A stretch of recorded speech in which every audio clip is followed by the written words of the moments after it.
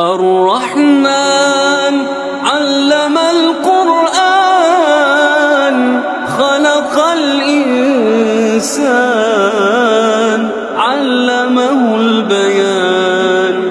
الشمس والقمر بحسبان والنجم والشجر يسجدان والسماء رفعها ووضع الميزان ألا تطغوا في الميزان وأقيموا الوزن بالقسط ولا تخسروا الميزان.